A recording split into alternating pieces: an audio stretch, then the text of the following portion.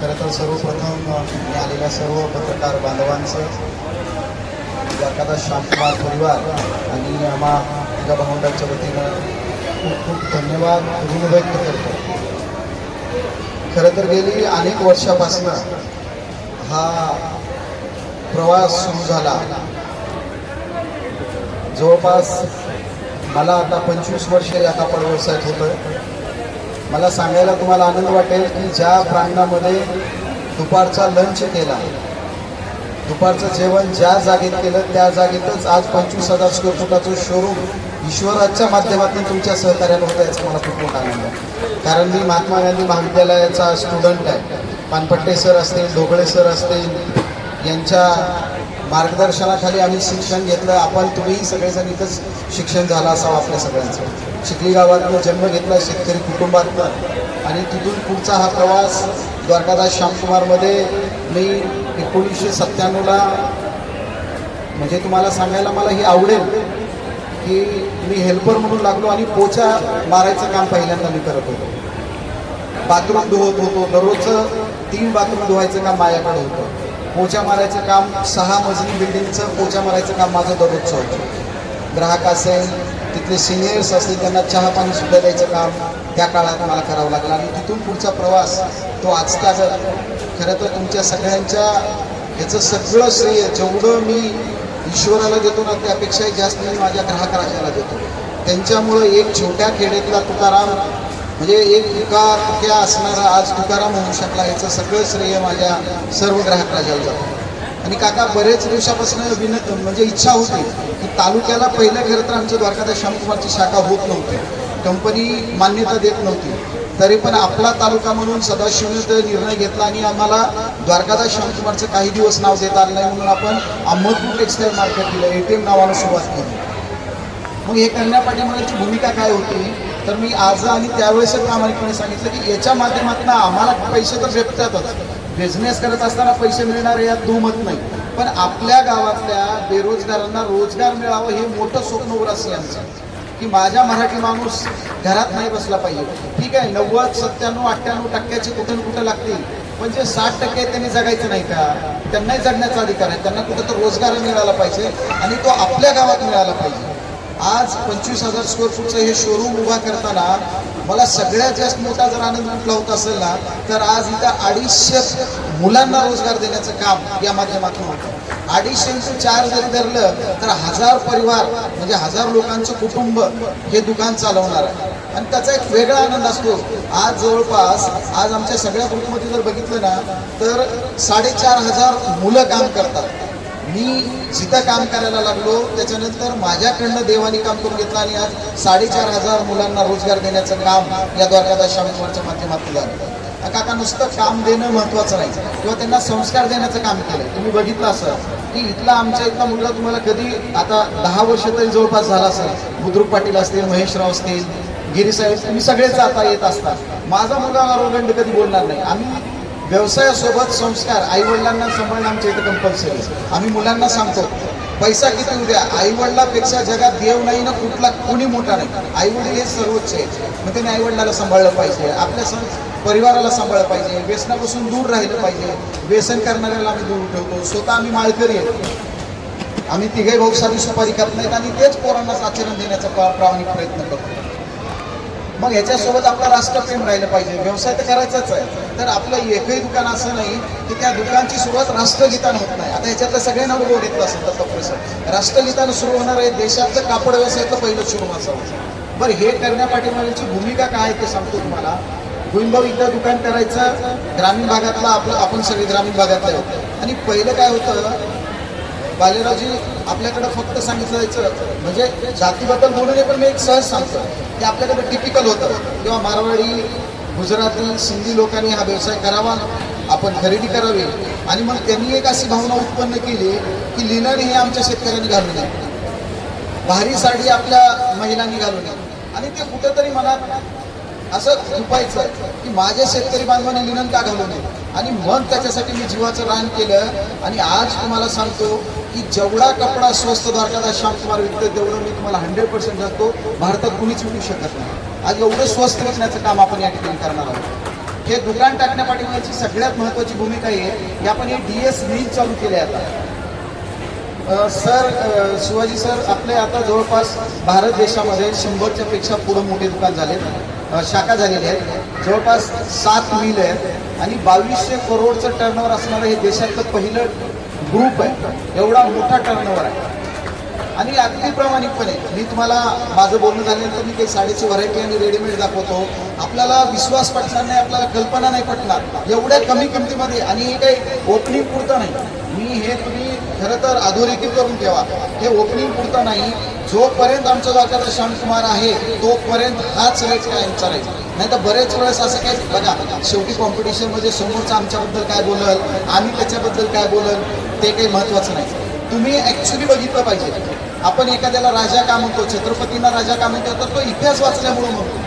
द्वारकाधीश श्यामकुमार स्वस्त देतोय तर का देतोय? आज 100 दुकान आहेत आणि हिचं टर्नओव्हर खूप मोठं आहे. साधारणतः शुद्धी आपला सिद्धी कारखाना आहे, सिद्धीच आहे ना आपला बालाघाट, सिद्धी शुगर. त्या ठिकाणी जे साखर भेटेल ते साधा किराणा दुकानदार देईल का स्वस्त? स्वाभाविक आहे ना. जे तयार करतो तो स्वस्त विकू शकतो, जो ट्रेडिंग करतो तो कसं स्वस्त विकणार? म्हणून द्वारकाधीश श्यामकुमार हा ट्रेडर नाही आहे, मॅन्युफॅक्चरर आहे. आज आपण काही शर्ट बघितले तर द्वारकाधीश श्यामकुमारची शर्टची फॅक्टरी आहे, साड्याची मिल आहे. जसं अहमदपूर काय सगळ्या 7 देशामध्ये आपल्या ब्रँडचा माल सगळीकडे येतो आणि मग रिझनेबल रेटमध्ये. बहुत 100 रुपयाची खरेदी आहे ना, मग मार्केटमध्ये होतं काय? बरेच वेळेस पूर्वीच्या काळात तर 3-3 पट विकलं जायचं. 100ला आणायचं 3-4, कारण उधारी चालायची, धंद्याची रीत होती व्यवसायाची. मग हळूहळू काका ते कॅशमध्ये ट्रान्झॅक्शन झालं. मग कॅशमध्ये लोकांनी विचार काय करायचे, 100ला आणून 200ला विकू. पण द्वारकाधीश श्यामकुमारचं एकच स्वप्न आहे, 100ला आणा आणि 110ला विका. बरं आम्हाला हे परवडतं कसं? बऱ्याच लोकांना तोही डाऊट असतो, हे फेकतात कसं परवडत असं. मी त्याचं एक साधं उदाहरण सांगतो. आम्ही 110ला विकतो, 1000 लोकांपर्यंत पोहोचतो. आणि जर कुठलाही अहमदपूरचा असेल, लातूरचा एखादा दुकानदार असेल, तो 200ला विकतो आणि 100 लोकांपर्यंत पोहोचतो. म्हणजे आम्ही 1000 लोकांपर्यंत जातो, ते 100 लोकांपर्यंत जातात. आणि ऑटोमॅटिक हे लोकांमध्ये असं झालेलं आहे की द्वारकाधीश श्यामकुमार म्हणजे माझा आहे. आज नुसतं व्यवसाय करत असताना व्यवसायापुरतं आपण मर्यादित राहणार नाही. तर बरेच वेळेस होतं की आपण स्वतः मोठं होणं, आपले स्वतःचे बंगले करणं, स्वतःचं श्रीमंत होणं, स्वतःच्या हातात अंगठ्या घालणं. आपण ते न करता पैसा कमवला का तर तो पैसा मिळणारच आहे, पण ह्याच्यासोबत माझ्या मुलांचं चांगलं काय करता येईल का? आज माझ्या जवळच्या मुलांचे बरेच जणांचे घरं सुद्धा स्वतःचे झालेले आहेत. तुम्हाला अतिशोक्ती वाटेल, तुम्ही पण मला वाटतं पत्रकाराच्या माध्यमातून हे थोडीशी जनजागृती करता आली तर बघा की प्रायव्हेट क्षेत्रामध्ये काम करायला मराठी माणसांनी शिकलं पाहिजे. मराठी म्हणजे कोण? त्यात हिंदू मुस्लिम सगळे आले. मराठी म्हणजे जो मराठी बोलतो, ज्याचा महाराष्ट्रात जन्म झाला असे सगळे आले त्याच्याकडे. आपल्याकडे काय झालंय की उठलं की सुटलं बालेराव सर आपल्याला सरकारी नोकरी पाहिजे. मग त्या सरकारी नोकरीसाठी आपण 10 एकर वडिलाचं घालायला तयार आहे. मी तुम्हाला सांगतो की प्रायव्हेट क्षेत्र एवढा पैसा कशातच नाही. आज माझ्या इथं काही मुलं आहेत, उदाहरण म्हणून सांगतोय. माझ्याकडे एक पवन नावाचा मुलगा आहे. आज तो 10वी पास आहे नापास आहे मला माहीत नाही. पगार जर विचारली तर तुम्हाला कौतुक वाटेल, एखाद्या लेक्चर प्राचार्य कलेक्टरला पगार नाही, 25 लाख रुपयाचं पॅकेज आहे त्याला 10वी नापास मुलगा आहे. याच्यापेक्षा प्रायव्हेट क्षेत्रात कमाई किती असली पाहिजे? खूप प्रॉपर म्हणजे खूप कमाई आहे. आपण आपल्या माध्यमातून येणाऱ्या पिढीला हे सांगा, बाबा तुम्ही बघा 90% पुढचे असाल, तुम्ही लेक्चर व्हा, गव्हर्नमेंट ऑफिसर व्हा, पण 60-70% मुलांनी हातोहात कुठलाही व्यवसायात गेलं पाहिजे. व्यवसायाशिवाय मराठी माणसाची प्रगती नाही. म्हणून मला वाटतं की जास्तीत जास्त मराठी मुलांनी येणाऱ्या काळामध्ये व्यवसायामध्ये गेलं पाहिजे, व्यवसायामध्ये प्रामाणिकता ठेवली पाहिजे. आज मी 25 वर्ष झालं द्वारकाधीश श्यामकुमारशी प्रामाणिक राहिलो, म्हणून हे देशातलं पहिलं उदाहरण आहे. तसा हा आमचा मारवाडी ग्रुप आहे. मारवाडी ग्रुपमध्ये हे देशामध्ये एकमेव मी आहे की ज्या ठिकाणी लिगली पार्टनर झालो. ज्या दुकानचा पोचा मारला त्याच दुकानचा मालक होण्याचं भाग्य मला लाभलं. नाही तर हे होत नाही बऱ्या ठिकाणी. जिथं पोचा मारायचा, जिथं या मुलांसारखं काम करायचो त्या ठिकाणचा मालक होणं हे खरं तर ते तुम्हाला सगळ्यांच्या आशीर्वाद आणि ईश्वराच्या आशीर्वाद आहे. मग या ठिकाणी हे दुकान करण्यापाठी माझी भूमिका काय होती आपली, की आपल्या लोकांना आपण स्वस्त काय देता येईल. मग याच्यासाठी काय केलं पाहिजे? कंपनीला आम्ही रिक्वेस्ट केली. खरं तर एवढं इन्व्हेस्टमेंट करायला कंपनी तयार नव्हती. कारण काय होतं, हेच एवढी इन्व्हेस्टमेंट आम्ही नांदेडला केली, मोठ्या जिल्ह्याच्या ठिकाणी केली तर त्या ठिकाणी 100 रुपयाचं टर्नओव्हर होईल, या ठिकाणी 50 होईल. म्हणजे जेवढ्या लाईटी लागतात लाईट बिल तेवढंच येणार आहे, लाईट तेवढंच येणार आहे, भाडं कमी जास्त असेल. तरी पण आमचा सदाशिवचा अट्टास होता, राजशेठचा अट्टास होता की आपण ज्या मातृभूमीत जन्मलोय त्या लोकांना सगळे ब्रँड, आता या ठिकाणी नुसतं आपण भारतातला नाही, भारताच्या बाहेरचा सुद्धा ब्रँड इथे देणार आहोत. जे इटलीला कपडा तयार होतो, ऑस्ट्रेलियाला तयार होतो, स्वित्झर्लंडला कपडा तयार होतो, तो सुद्धा कपडा या ठिकाणी ठेवला आहे. आणि फक्त हा कपडा मेट्रो शहरात ज्या दुकानदाराचं 100 करोडचं क्लब आहे, 100 करोड टर्नओव्हर, त्यांनाच ते कपडा देतात. पण आपल्याकडं तो सुद्धा कपडा गोविंदभाऊ या ठिकाणी आपण उपलब्ध करून दिला. आणि असं नाही की तो फॉरेनचा कपडा आहे तर काहीतरी रेट असेल. एवढा सुंदर कपडा 1300-1400 रुपये मीटरमध्ये आपण आणण्याचा प्रामाणिक प्रयत्न केलेला आहे. मी या ठिकाणी काही 2-3 आपल्याला व्हरायटी दाखवतो. त्याच्यानंतर आपल्याला काही प्रश्न विचारायचे असतील तर आपण विचारू शकतो. ब्रँड आहे सर,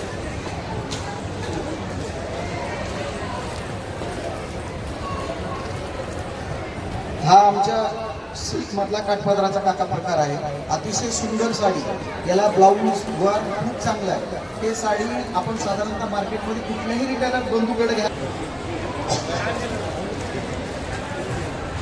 त्यानंतर हा साडी, हा एक ब्रॉकेट सिल्क आहे. आपण आपल्या भगिनींना घरी जर विचारलात, माझ्या ज्या तुमच्या सौभाग्य की माझ्या आमच्या भगिनी आहेत त्यांना विचारा, हा खूप ट्रेंडी आयटम आहे. ब्रॉकेट सिल्क साडी आहे, याला वर्क आहे. तुम्हाला बाजारात सांगायचं म्हटलं तर वर्कला कमीत कमी 1000, 1200, 1500 रुपये लागतात. कापड वेगळं, झरी वेगळी. हे साडी आपण फक्त 350 रुपयाला विकणार, ऑनली फॉर 350. आणि हे आज एका दिवसापुरतं नाही, तुम्ही मला उद्या 10,000 साडी मागवा. नाही तर बरेच वेळेस दुकानदार उद्या काय म्हणतात, अहो ते दाखवण्यासाठी केलंय. मी हे तुम्हाला प्रामाणिकपणे आणि एक मोठा शब्द देतो की वर्षभर आपण या रेटला विकणार आहोत या साड्या. शालू दाखवूया, बनारसी शालू वर्कवाला तो पाठीमागे. एक तुम्हाला आता सगळ्याच्या लग्नात तुम्ही सगळ्यांनी वापरला, घरी गेल्यानंतर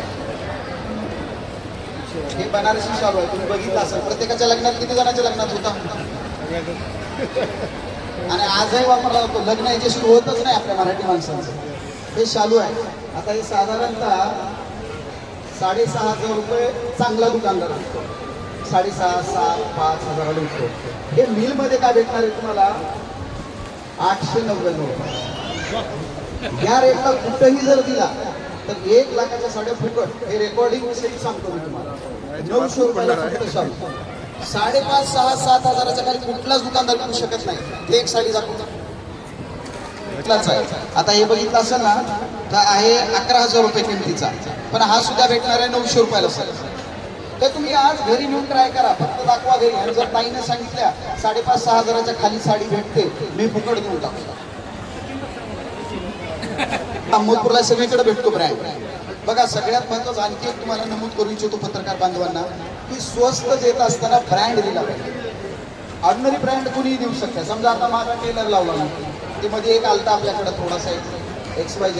आता मी टेलर लावला, हे शर्ट मी शिवलंय, हे शिवून घेतलंय, ब्रँड नाही. ब्रँड काय, सगळीकडे मिळतो तो ब्रँड. आता रेमंड आहे, उदाहरणामध्ये रेमंडचे टाके घ्या झाले, रेमंड सगळीकडे भेटतोय. तुमच्याला अहमदपूरमध्ये, दिल्ली ते गेली सगळी. रेमंड जो स्वस्त विकतो ना तो खरा दुकानदार, बरोबर ना. आता मी जनरल ब्रँड आणला, त्याचं नावच माहित नाही, समजा माझ्याकडेच भेटतंय, लोकांकडे भेटतच नाही, ते फुकट वाटलं तर त्याचं काही महत्व नाही. तसं हे शर्ट सगळीकडे भेटतंय. या बघा, आता शिवणावर तुम्हाला माहित आहे, अंदाजे किती असेल शिवणावर, अहमदपूरला मला माहित नाही. 300 रुपयाला तरी काका शर्ट असेल शिवणावर. मी हे शर्ट तुम्हाला फक्त 150 रुपयाला शर्ट विकणार आणि वर्षात खराब झालं तरी बदलून भेटणार. हे कुणी देणार नाही तुम्हाला. वर्षात खराब झालं तरी बदलून 150 रुपयाला शर्ट. चेक्स, लाईनिंग काही घ्यायचं. पॅन्ट दाखवूया. आता हे बघा, हे तर मी पत्रकार बांधवांना एक विनंती करणार की जाताना तुम्ही व्यवसाय नाही करत बरं का, पण एक तुम्हाला अंतकरणातून सांगतो, हे पॅन्ट पीस घेऊन जावं. हे पॅन्ट पीस 90% ऊल आहे, फक्त ह्याला ड्रायक्लिंग करावं लागेल, ह्याला घरी धुता येणार नाही. हा रेमंड ब्रँडचा माल आहे. हे साधारणतः याची स्टार्ट रेंज आहे 2,500-3,500 रुपये मीटर. पण आपण ओपनिंग पुरतच हे, कारण स्टॉक माझ्याकडे जास्त नाही आलेला, तरी तुम्ही 2-3 हजार पॅन्ट पीस असतील, त्याच्यानंतर मिळणार नाही. हे पॅन्ट पीस आपण 600 रुपयाला जोडतो, फक्त 300ला पॅन्ट. हे अतिशोक्ती नाही, पण मंत्री महोदय कुठलेही असले तर घालू शकत नाही, एवढं महाग सांगतो. 1 मिनिट, त्याच्यामध्ये हे तुम्ही बघू शकता 98% ऊल असणारा कपडा. आपल्या दिल्ली मुंबईला चालतंय, फक्त याला ड्रायक्लिंग करावं लागेल. माझं एक तेवढं ध्यानात आलं. त्याच्यानंतर हा पॅन्ट आहे, फॉर्मल पॅन्ट. फॉर्मल पॅन्ट साधारणतः याची MRPच आहे, आपण MRP लावलेली नाही आहे. 1200-1500 रुपयाची MRP आहे. 350 रुपयाला, 350 रुपयाला रेडीमेड पॅन्ट. हे याच्यात कलर्स वगैरे भरपूर काही येते. जीन्स दाखवायला कॉटन काय रेट आहे. आता हे तुम्ही ग्रॅव्हिटी ब्रँड ऐकलं असेल, बऱ्याच जणांनी ग्रॅव्हिटीच्या पॅन्ट घातलेले असतात. हे आपल्या देशात भेटतो आणि फॉरेनला पण हा माल विकला जातो. आता हे साधारणतः 1695. याच्यामध्ये असं आम्हाला डिस्काउंट द्यायला अलाउड नाही, फक्त अहमदपूर शाखेत, आम्हाला लातूरला सुद्धा अलाउड नाही. 40% आपण वर्षभर विक्री करणार आहोत. त्याच्यानंतर हा एक ब्रँड आहे जीन्सचा, साधारणतः 1339 MRP. हा विकणार आहे आपण 700 रुपयाला, ऑनली फॉर 700 रुपये. हे कॉटनच्या पॅन्ट्स आहेत. काय MRP?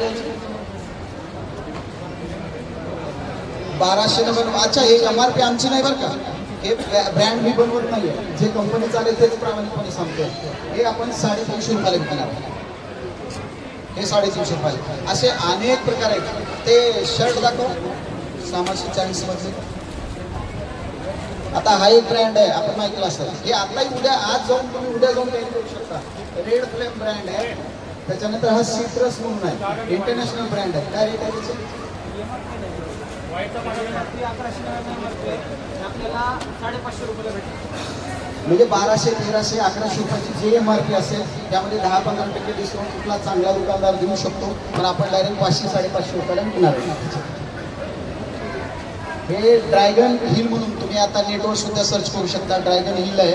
1300 ते 1800 रुपयाचा ब्रँडचा कपडा आहे. 700 रुपये ना, 700 रुपयाला शर्ट आहे. अतिशय चांगले, मी सुद्धा हीच वापरतो. छान दाखव. हा जो आहे ना, याचं काउंट महत्वाचं असतं. म्हणजे तुम्ही जाताना बघा, त्याला काय आपल्याकडे जसं ॲपल आपल्याकडं 2 नंबरचं भारतात आपल्या इथून जातं, पण त्याच्याकडे 1 नंबर. तसं रुई जी असतं, कापूस, आपल्या इथला सगळ्यात प्युअर कापूस हा बाहेर जातो धागा, आणि बाहेर देशामध्ये हे बनलं जातो. 6500 रुपये किंमत आहे याची ओरिजिनल दिल्ली मुंबईला. पण आपण अमोलपूरकरांसाठी 1540 रुपयाला ठेवलेलं आहे फक्त. एक नंबर कोणता आहे दाखवा. एक खादी लिननमध्ये शर्ट आहे, त्याच्यामध्ये कमीत कमी 70-80 डिझाईन येतात. हे पण दररोज एक घाला आणि टाकून द्या, एवढं स्वस्त आहे. 640 रुपयाला 4 शर्ट पीस. दररोज एकच घालायचं, आता द्वारका सोमवार आलाय ना, कशाला त्याला काही करायचं नाही. दररोज आपण सगळ्यात मोठे श्रीमंत आहेत. हा बस, आपले मंत्री महोदय आहेत त्या दिवशी, त्यांना सांगा तुम्ही दररोज एक ड्रेस घालणार, आम्ही दररोज एक ड्रेस घालणार. आता हे लिनन आहे, लंप एक व्हायचा. ते स्वस्त काय सांगतो. तुम्ही आता रिटेल दुकानदाराकडे कधी असे लंप बघितला नसाल, 1000 मीटरचे तागे असतात. आपल्याकडे हे लंप येतात.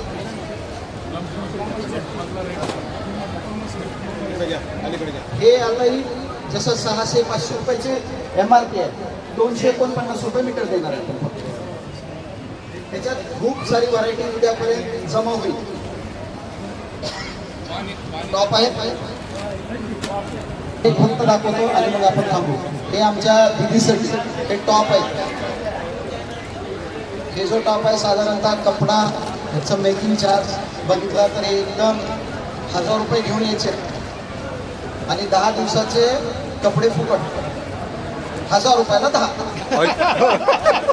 आणि खराब झाला तर बदलू. 1000 रुपयामध्ये 10 टॉप कपडा बघू शकता. हे सगळे कपडे त्यात यायचे, म्हणजे 100 रुपयाला कपडा रेडीमेड.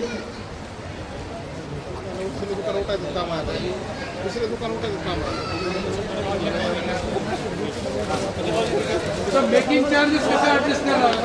मेकिंग चार्जेस तेवढा असेल ना. आता हा एक ड्रेस आहे, हे कॉट सेट आहे. आता मुली खूप वापरतात हे रामभाऊ कॉट सेट. मुलींना, ताईला सगळ्याच नाईट शूट करून याला वापर केला जातो. हे ब्रँड आहे. हा फक्त आपल्याला 1200-1500 350 रुपयाला भेटणार. असे अनेक व्हरायटी. आता हे सगळं मी तुम्हाला लेडीज जेंट्स दाखवलं, शूटिंग शर्टिंग, लहान लेकरांचं तसंच आहे.